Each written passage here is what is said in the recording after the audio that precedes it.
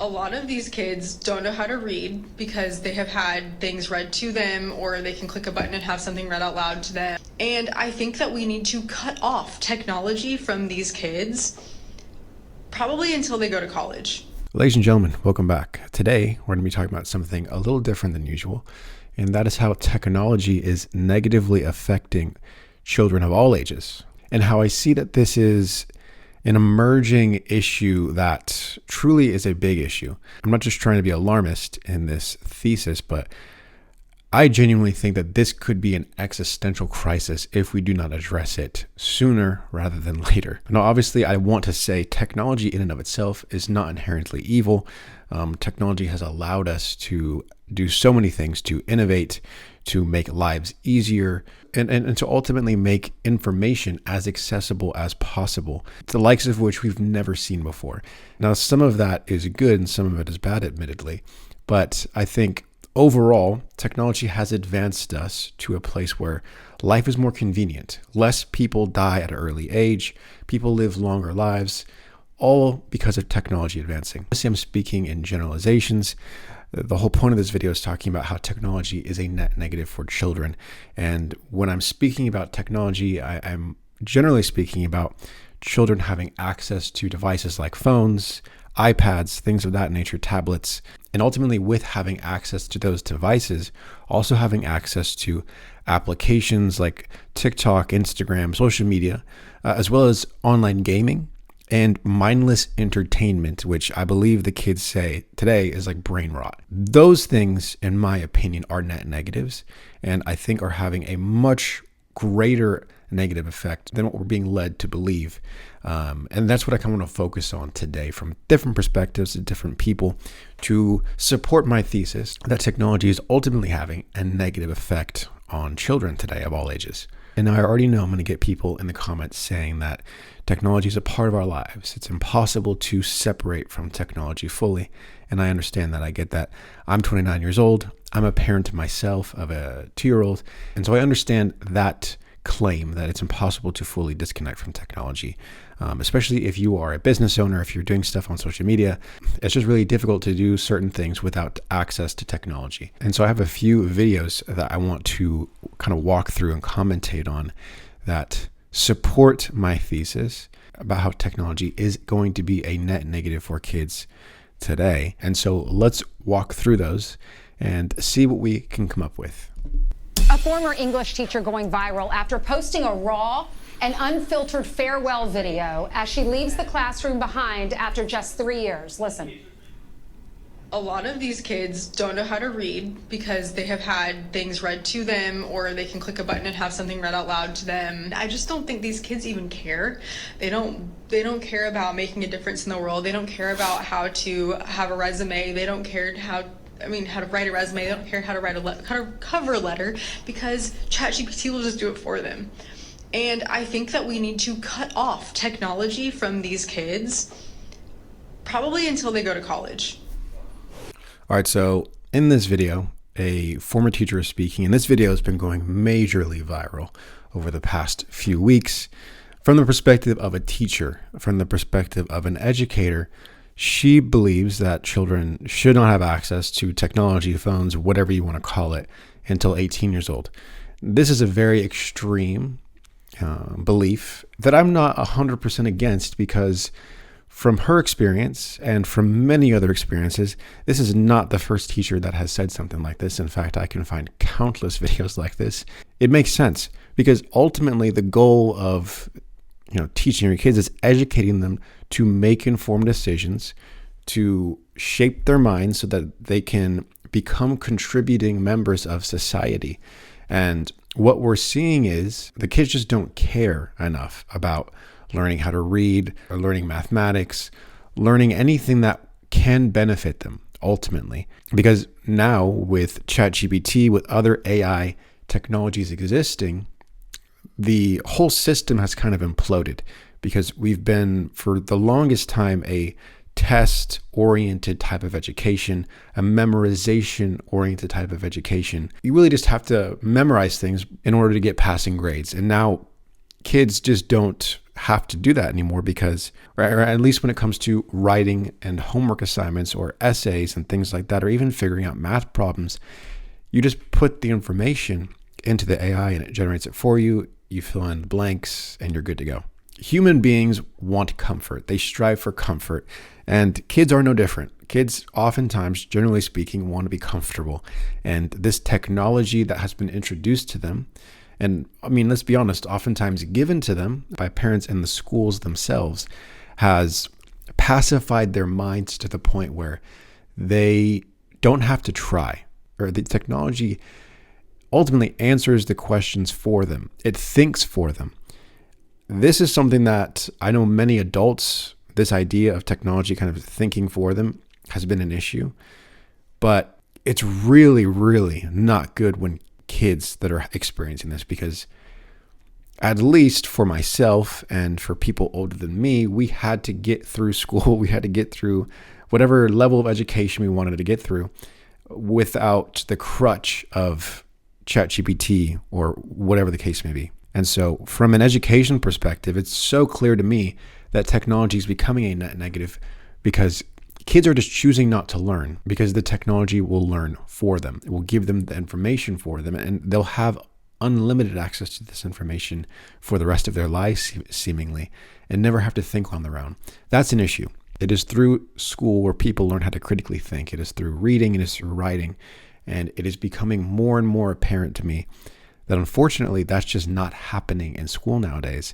And I think a huge factor in that is the availability of technology. All right, let's see the perspective of a parent of a child, of a very young child, by the way. This is very interesting. Were we supposed to be raising iPad kids and I just did not get the memo? So at my son's, I can't remember if it was his 12-month or his 18-month appointment, the pediatrician asked me to my face with his milestone checklist if my son knew how to scroll. And I said, what? And he said, yeah, like on an iPad or a tablet. And I said, I have no idea. I've never given him one. And then he said, well, what about on your phone? And I said, I don't know. I don't give him my phone. This is on the milestone checklist to make sure our children are not delayed or experiencing any developmental disabilities. And then I go to Disneyland, right? Before we move from the West Coast, we go to Disneyland and I noticed that everybody that is a grandparent age is interacting with my son in line. And I was like, this is kind of weird. We're at Disneyland. They're surrounded by kids. Why are they only interacting with mine? Because every other child there was glued to a screen at Disneyland. Yeah. One thing I've learned as a parent is that there's a vast difference of opinions when it comes to pediatricians, how they view technology, how they understand integrating technology into children's lives. The fact that this particular pediatrician was asking if a child knew how to scroll or didn't know how to scroll, very, very interesting. And not in a good way, by the way. I think that is unfortunate. It's unfortunate that people have just become okay with this idea that children should have unfettered access to technology because as adults, it's a part of our everyday life. For one, I think this woman should change pediatricians if that's something that this person's actually asking, because I don't think it is going to help the child developmentally. In fact, I think it will have the exact opposite effect, that it will stop children from developing or stunt their growth. And, I see that all the time. My son's 2.5, and he can speak pretty well. And I'm not gloating. I'm not trying to brag. He just speaks really well. The kids in our family, for whatever reason, they learned how to speak quite quickly. I think it's genetic, personally. But he does not have unfettered access to tablets and to phones, to things like that. Of course, he watches TV. But I think that is a huge reason why he can speak so well, is because he's able to actually think and not just be mindlessly entertained like these kids at Disneyland were. And I think that's also, something that is sad. No matter where we go, whether it's mainly restaurants where I see it, where parents just hand their kids a tablet and, just to keep them at bay. And I've been there. I've done it a handful of times myself, but it's definitely not an often occurrence because I personally would rather just try and steward my child well at a restaurant than just give them a phone. because at the end of the day, what I've learned is that the phone is just a mental pacifier, and it's really more than a pacifier. It dulls their mind, just like it dulls adult minds, and it stops them from thinking. It just entertains and is a net negative. I think this next video of a psychologist who is quite popular on the internet will kind of double down on that claim that these devices just numb the minds of our children. Them away from any screens. You should do it for as long as humanly possible. Oh, shoot. Because those steal their attention. And yes, it gives you a break. Yeah. But at what cost? What at about the cost of increasing their risk of depression? Because the screens were purposefully created to elicit dopamine responses in their brain. It hooks them. All the video game addictions for kids is a disaster. This guy's got posture like me. Someone's got to tell him to sit up straight, because that's bad. For them, their thumb representation in their brain is expanding. And you know what other animal have large thumb representations? Monkeys. Okay. We don't want to evolve backwards. Yeah. Right? So this technology has been unleashed on our population, and all the neuroscience research is bad. None of it says, oh, this is a good thing. The American Academy of Pediatrics came out and said no screens before 3. And I'm like, that's still young. Because it's a developing brain, and you don't want their attention to require all the stimulation you get. So you want to be super careful about that. Quite interesting words, I would say. And not something I would disagree with, honestly, because of what he's saying, because of how the screens themselves and the applications on the screens have been designed purposefully to release dopamine within the brain. And when you have this ongoing release of dopamine, it's clear it leads to depression in the long term. Many adults are suffering from depression right now because of the screens, because of social media addiction. The evidence is so clear. There is not one study that I have found that says that children benefit from using phones.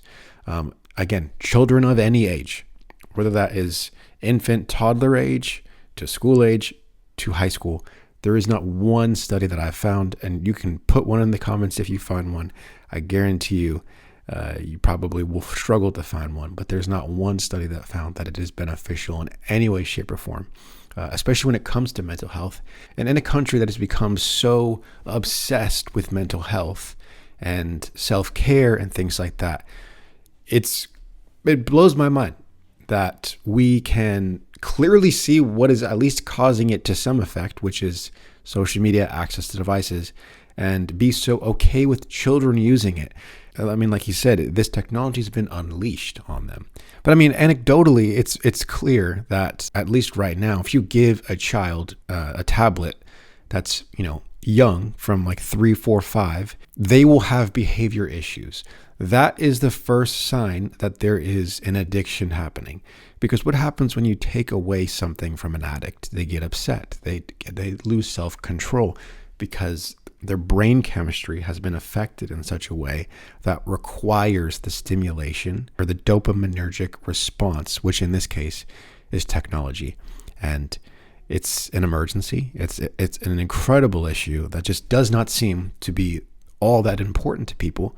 And that's why I'm making this video, because I want to bring even more awareness to the fact that it is a net negative. In this next video, we can even go deeper into that when it comes to just looking at more data from Dr. Rhonda Patrick. She did bring up an interesting point with some very fancy graphs that I want to show in this video.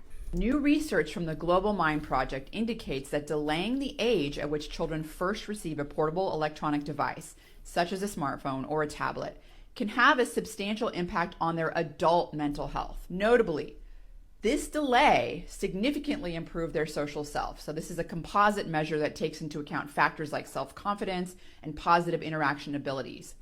On the flip side, providing a child with a smartphone or tablet at a younger age was correlated with heightened instances of suicidal ideation, aggression, and feelings of detachment from reality.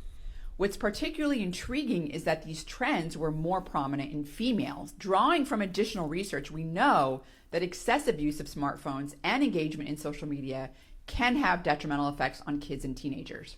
New research.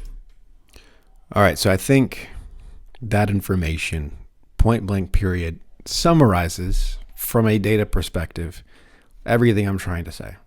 That specifically portable electronic devices and the applications on them from the data clearly show that children will develop mental health issues later in life if you've given them access to them at a younger age.